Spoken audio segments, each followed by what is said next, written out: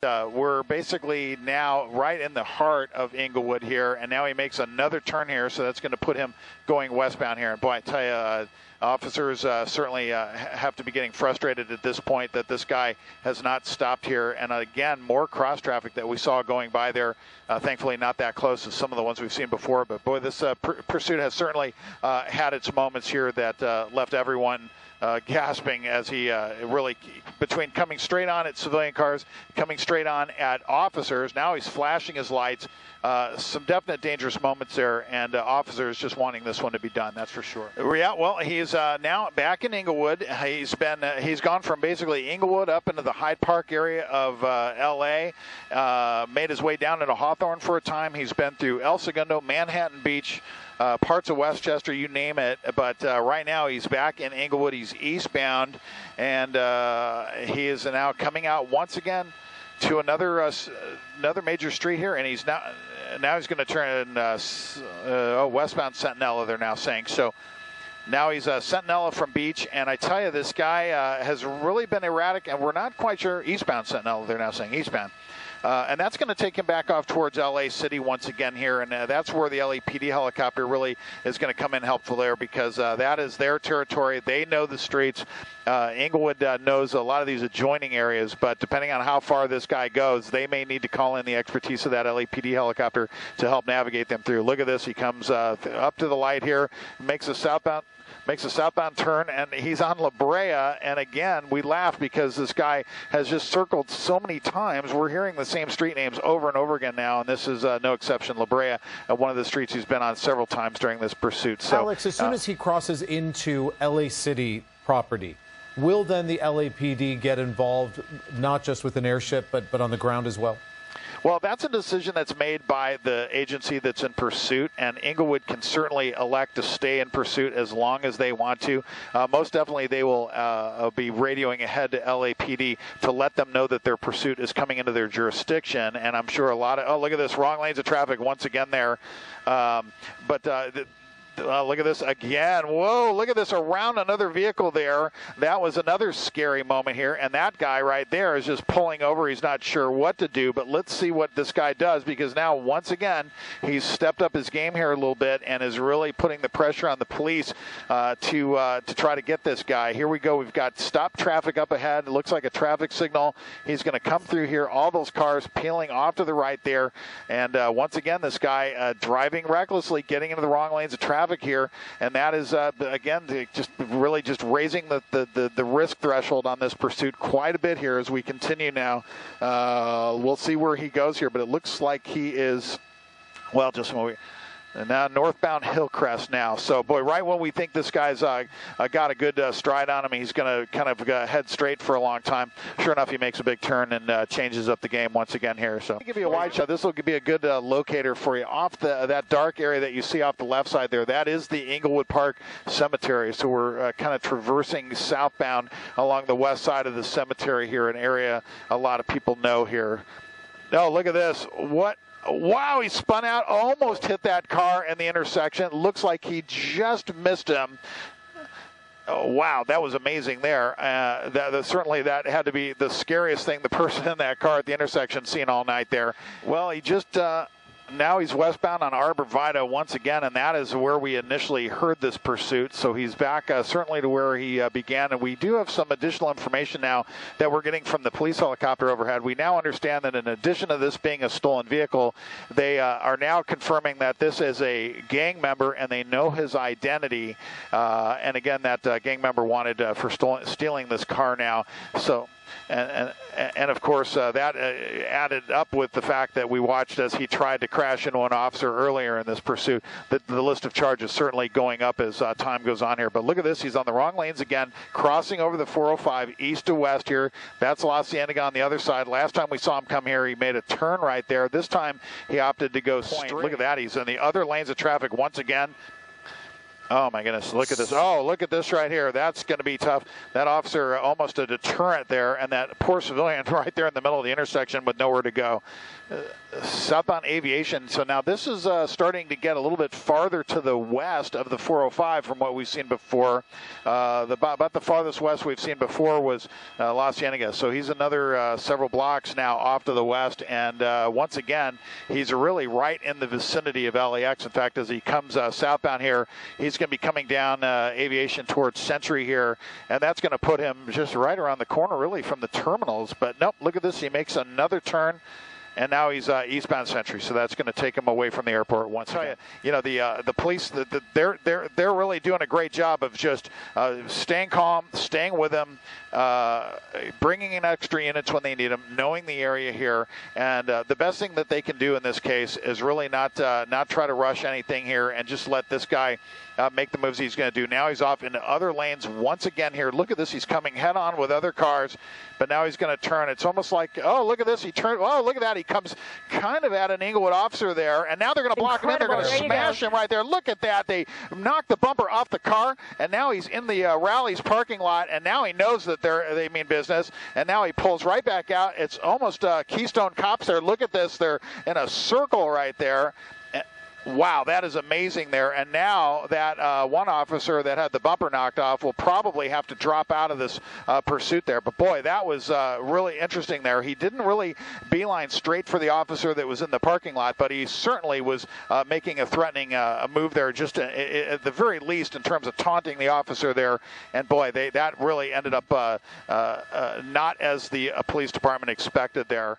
Well, we're just coordinating not only with the tower, but also checking in. There's a CHP officer right there. Now that's kind of a new element to this as well, and it's certainly good that he's there, because if this guy decides to get on the 405 either direction, the CHP is going to be right there and can quickly intervene and get involved if that's what Inglewood wants. Right now, that's the 405 off the right side of the picture that you see. So he's on La Cienega.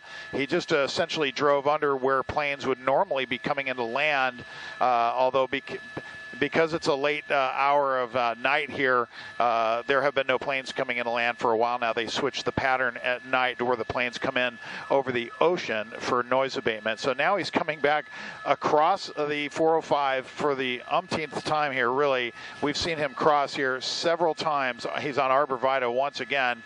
Arbor Vitae, where this all began, we believe, right? This is where we certainly first heard it. So, yeah, absolutely. Wow, what an interesting pursuit here, and it's going to be curious to find out what all the details of this are, of course, once it's all done here. But right now he continues. He's in a nice, well-lit area here. Good for officers, considering this guy has his lights turned off. And again, if you're just joining us by chance here at, coming up on 1 o'clock in the morning here on NBC4, this is a pursuit that we first started covering during our 11 p.m. newscast. This is a stolen Toyota. The driver of the car appears to be a young male. Some reports have this the person to be 17 years old, although the Inglewood Police Department has not been able to confirm that. There's also some mention that he may be affiliated with a gang. We've seen the driver holding his hand out of the window at times, flashing what appeared to us to be gang signals. Inglewood PD, still the lead agency pursuing this guy. He's driven through several other jurisdictions, including Manhattan Beach, LA County, LAPD. But right now, Inglewood's holding onto it, although they do have an LAPD helicopter overhead. That's I believe, the second LAPD helicopter that's been involved after the first one needed to depart the scene to go get fuel. And right now, we just watched as this guy made one of the longest straight runs there for a while, because for the most part, he's been making turn after turn after turn. And now we're watching him back into his familiar pattern here of driving in the center turn lane, occasionally even driving opposing traffic. At one point, driving into a gas station and colliding with an Inglewood police vehicle. That is, of course, going to elevate the level of charges that will be brought against this guy when they go to prosecute him. A lot of stuff that this guy has done wrong here, and a lot of reasons why the Inglewood Police Department wants to bring him to justice. Pit maneuver, I can tell you the rules that normally apply to the CHP, and I'm sure these rules are similar for some of the local jurisdictions that do it. CHP normally will only use the pit if the speeds are 35 miles an hour or below. Otherwise, the risk level of doing it is just too great. I am not clear if the Inglewood Police Department does the pit maneuver, but I can tell you that from the looks of things, they are probably one of the agencies that does not do it. And here you go into an intersection here. He slows down greatly as he comes across La Brea.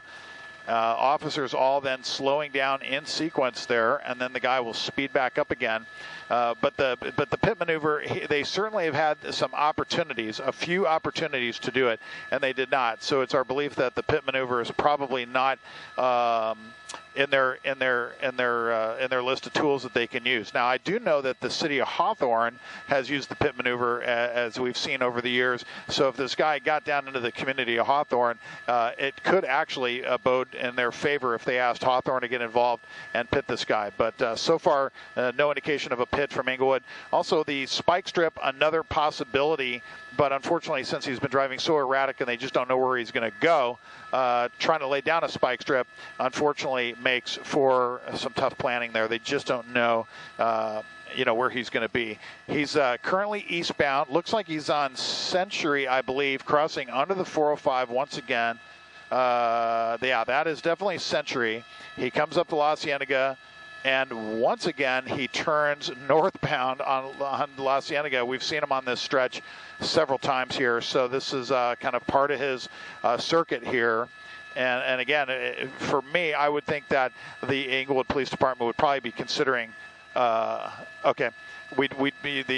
be looking at the idea of possibly putting a spike strip down here. We're going to be actually having to depart here for fuel in the next couple minutes.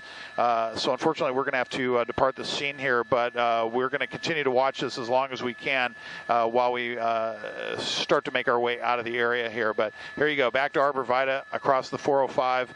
Oh, look at this, right at another vehicle. That car pulls over. Another close call. Well, we'll give you the wide shot here because to me, this shot really always tells the big picture here. You see the number of officers involved. That's the LAPD helicopter that you see off the right side of your picture there, providing the searchlight there, that night sun searchlight, which has been so valuable during this pursuit.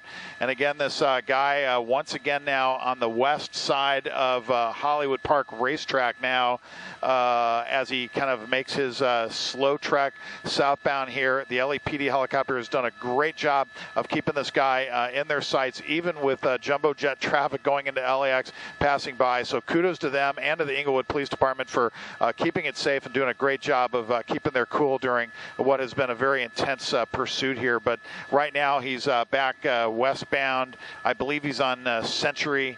Look at that cross traffic right there. He goes through a red light, and he does this move every time here. He slows down right after he comes through the light, and all the officers have to slow down.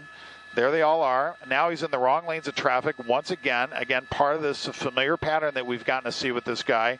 And he's making his way back off to the west and towards LAX once again. And again, thankfully for the law enforcement helicopters on this, no airplanes coming in from east to west tonight. Just the airplanes coming in over the ocean at this hour. So hopefully Inglewood PD can get this one taken care of. But there you go. There's some pedestrians out on the street, and that's kind of this new thing that we're really seeing. It hasn't been all that bad for about the last hour or so, but now we're starting to see people making their way out onto the street to watch this pursuit. Please, if you see the pursuit coming your way, at least stay, on your property, well out of the way, and don't get involved here. It's the last thing the Inglewood PD needs. Fortunately, the problem is that there are so few people out at this time of night. If this guy gets out and runs and you're out there trying to watch the pursuit, you could be mistaken for a suspect just purely because they don't know who this guy is. They don't know who you are. It's really best for everybody if you stay inside. There's someone on the corner right there waving at the officers. Not what police really want to see at this point. No, not what any of us want to see, and especially when you're in those residential areas. Alex Calder, thank you very much, who has been monitoring this pursuit for us. We want to make sure that you get out of there and get the gas that News Chopper 4 needs.